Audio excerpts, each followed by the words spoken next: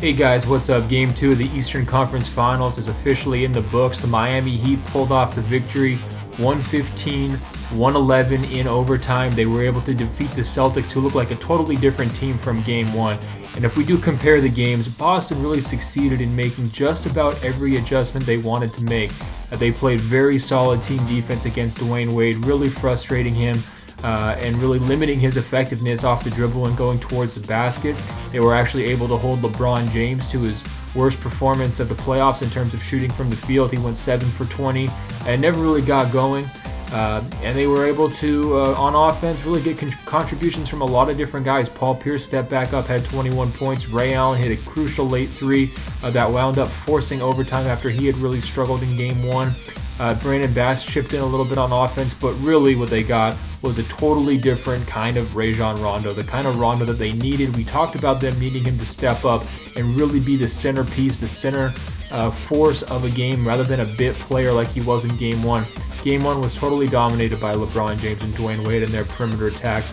Game 2 was really Rajon Rondo's world. Everybody else was living it in it. He had 44 points, 8 rebounds, 10 assists, 3 steals. Those are numbers that have not been done in the playoffs as far back as Basketball Reference will go.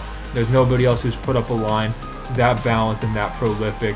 Rondo's one of a kind, and he got all sorts of praise from LeBron James and Eric Spoelstra afterwards.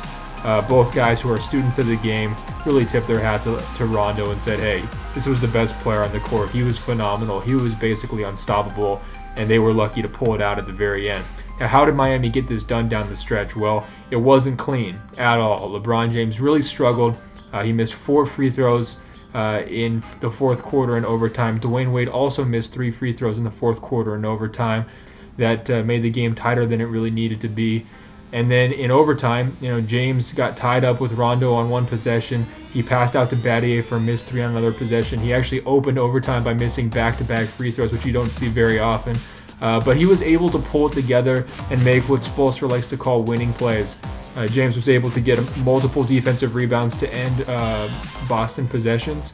And he was also able to find Wade on a nice look for a dunk late. He was able to get to the free throw line. James, this was the biggest stat of the night. He shot 24 free throws. Boston shot 29 as a team. It was the second most James has ever attempted in his career. Only one other time has he shot more than 24.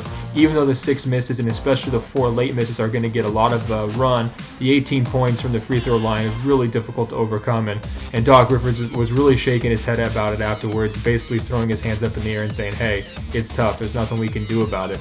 So the moral of this story, Miami survived. They held home court advantage. They go up to Boston on Friday night to play Game 3. They're much happier being up 2-0 than 1-1.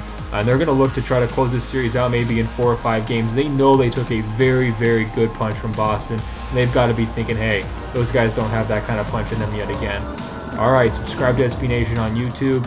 And be sure to check out sbnation.com/NBA.